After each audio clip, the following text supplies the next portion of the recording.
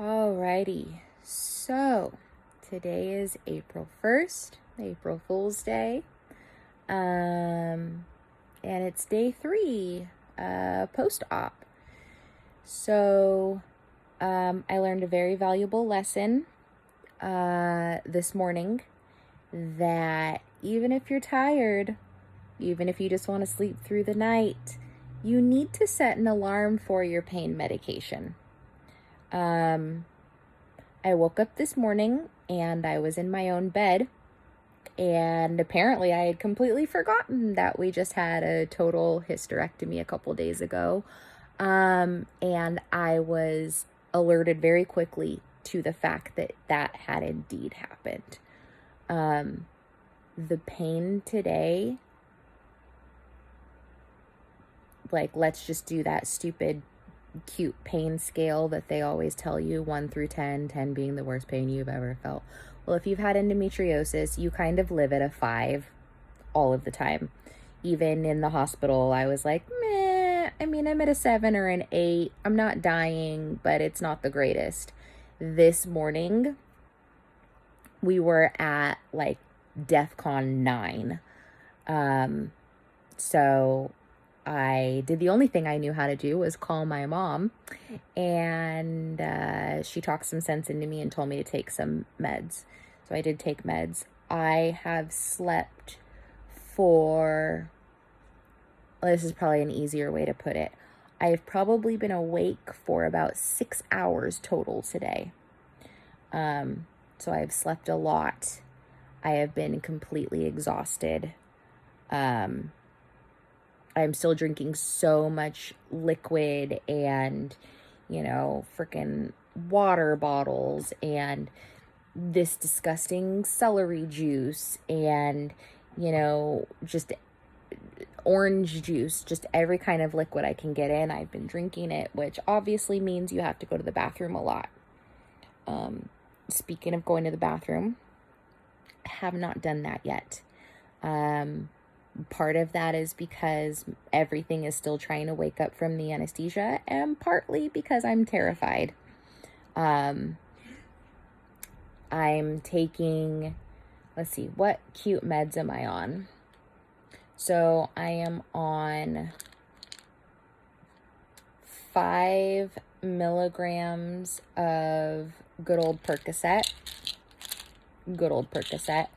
I am taking, that's my Zoloft. Still crazy.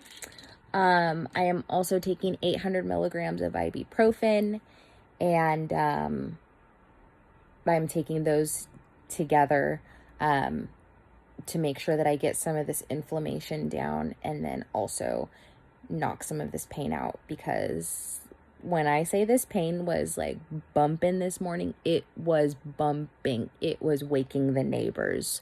It was like we were going to get a noise complaint for how loud this pain was this morning. But I survived it. I'm still here. I got a sweet surprise today. I had donuts got delivered to me. I've also gotten flowers today. My second mama, Tracy, just left. She came and cleaned my kitchen for me. She brought me my favorite freaking snack, which I'm like a 5-year-old. These.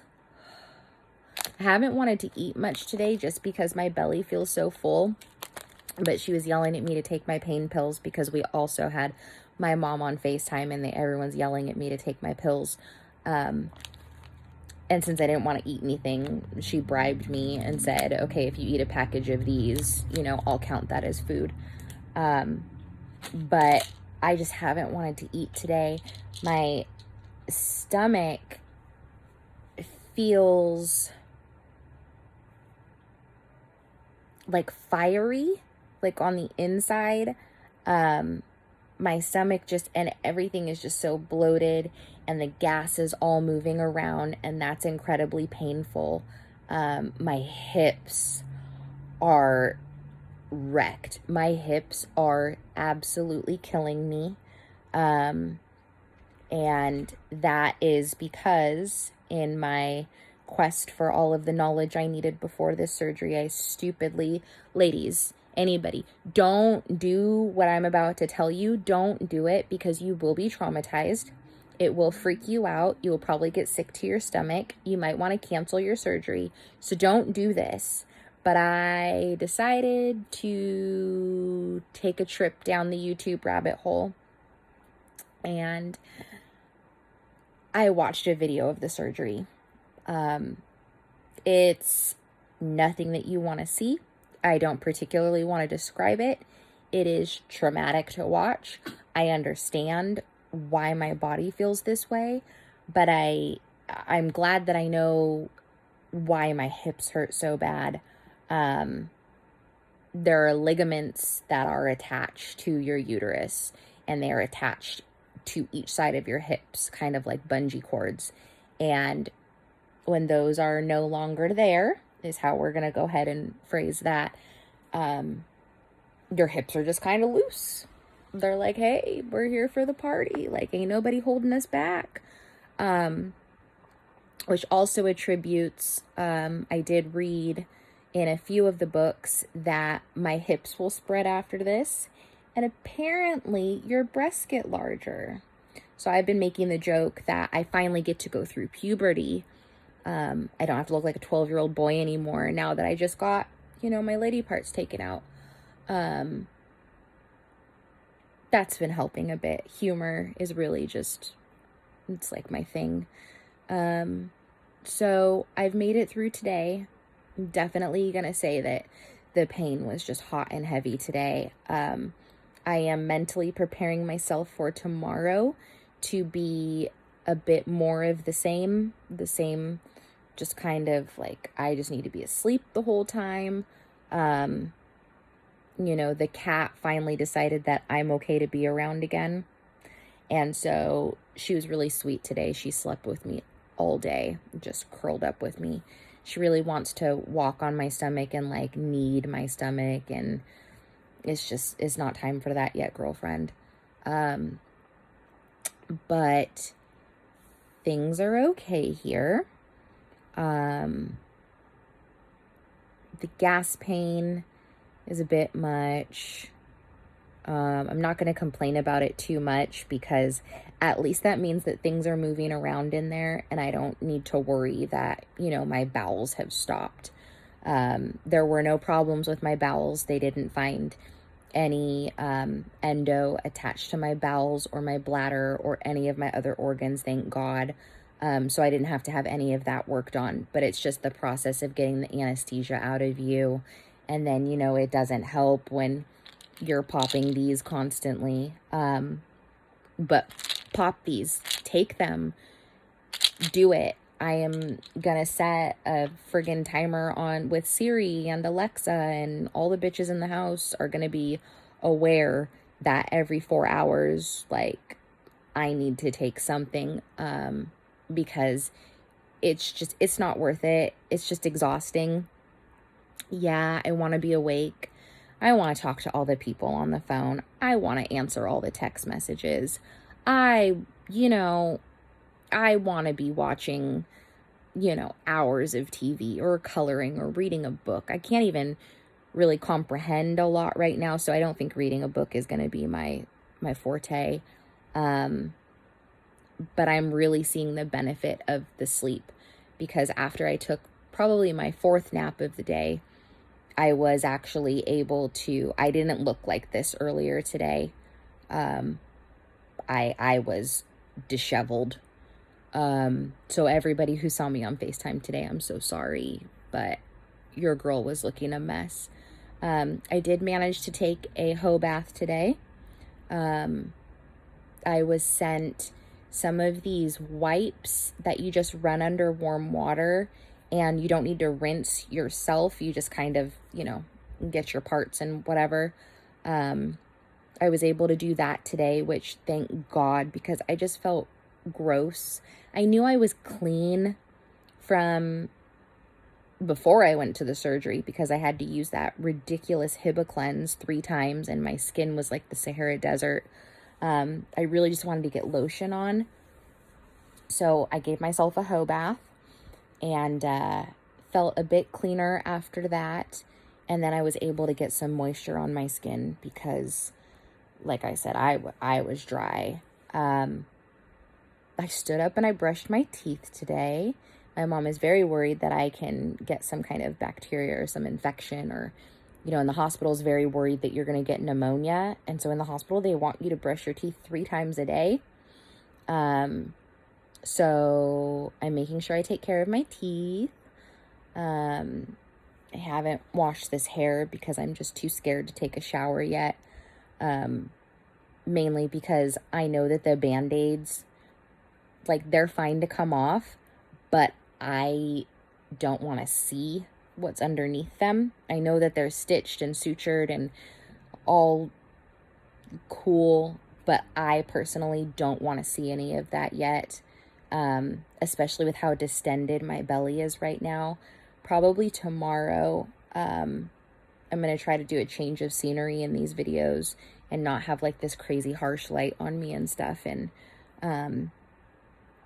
I'll try to move to where my more permanent videos are going to be. Then I completely forgot what I was saying, the beauty of drugs. Hold on. I'll remember it. Oh, washing my hair. I don't feel safe enough yet, I guess, on my feet. And okay, so that got interrupted with a phone call. So now I don't remember what I was saying again, but that's fine. Oh, I am going to be making, these videos, every day this week, at least for the first week of recovery. I don't imagine that anything terribly exciting will be happening once I get to 7 days post-op. I think that hopefully it should just be, smooth sailing. There won't be anything new happening. At least that's what I'm hopeful for. But then, so I'll be doing weekly check-ins. And then I might be sprinkling some videos here and there, just about some of the books that I'm reading, to kind of help me get through this, because the emotional stuff hasn't hit me yet. And I know that is coming. I am going to be realistic about it. I know that at some point your girl's going to have a rough day and be regretting this, or, God knows. But I'm planning on doing a whole video about what it's like to be on hormone therapy, which hopefully I'll start tomorrow because the pharmacy still doesn't have the estrogen. Don't understand that, but whatever. So maybe we'll get to talk about fun stuff like hot flashes and night sweats and, being a psycho. And so we'll talk about some of the books that I've read, some of the ones that helped me, some of them that scared the hell out of me, some of them that just are not for my age range. And that's something else I wanted to say. That's primarily why I'm making this. I'm making these videos to chronicle for me, what's happening with me in this decision that I've made in this, new chapter of my life. But also, I was looking all over YouTube, all over the internet, just for something that I could kind of grasp, meaning a woman in their 30s who has no children, who is going through this. I don't care if it was from endometriosis. I don't care if it was from cancer. It didn't matter. There are no videos. There is one woman, and when I find her name, oh, there's Oko. When I find her name, I will make sure to link her information.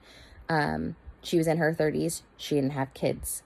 I watched all of her videos. I watched them a few times of her pre and post-op. But there legit is nothing for women in their 30s, and this is happening to women in their 30s. This is happening to women in their 20s. This is not the natural way to go through menopause, and it baffled me as to why there's not more information on that. So I will be trying to give my perspective and my point of view on that, and if it helps anybody, that's great. If it helps just me, that's great too. So I think that that's it. I am going to attempt to eat some food. I feel very bloaty and very just I'm not feeling great. So I'm going to try to eat some food, probably take another pain pill, and pass out for the night. And who knows, maybe we'll get a daytime video tomorrow. I don't know. We'll see how I feel. So basically that's it. And I am Sam Hickey, new Hister Sister, signing off for day 3 of post-op.